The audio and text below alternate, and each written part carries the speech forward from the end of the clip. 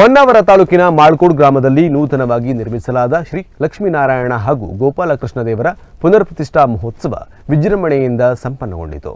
Vedamurthy Krishna Bhat Shadakshari ಹಿರೇಗಂಗೆ ಆಚಾರ್ಯತ್ವದಲ್ಲಿ April 21 ಮತ್ತು 22ರಂದು ದೇವಸ್ಥಾನದಲ್ಲಿ ಸಾರ್ವಜನಿಕ ಪ್ರಾರ್ಥನೆ, ಮಂಗಳ ಸ್ನಾನ, ಪ್ರತಿಷ್ಠಾಪನಾ ಹೋಮಗಳು ಮುಂತಾದ ಧಾರ್ಮಿಕ ಕಾರ್ಯಕ್ರಮಗಳು ಜರುಗಿದವು.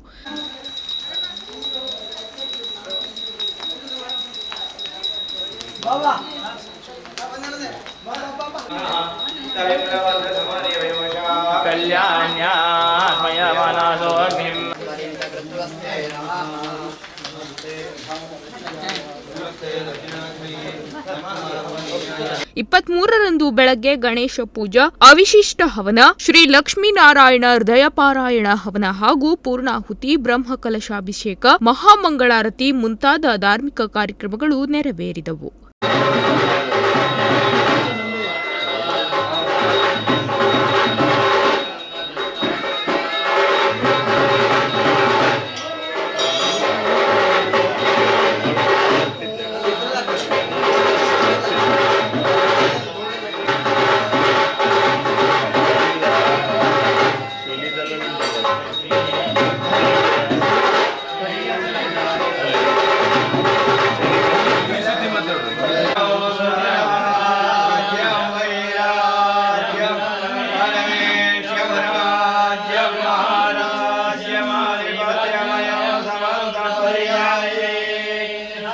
ಮಹಾಮಂಗಳಾರತಿಯ ನಂತರ ದೇವಸ್ಥಾನದ ಜೀರ್ಣೋದ್ಧಾರಕ್ಕೆ ದೇಣಿಗೆ ನೀಡಿದ ದಾನಿಗಳನ್ನು ದೇವಸ್ಥಾನದ ವತಿಯಿಂದ ಸನ್ಮಾನಿಸಿ ಗೌರವಿಸಲಾಯಿತು.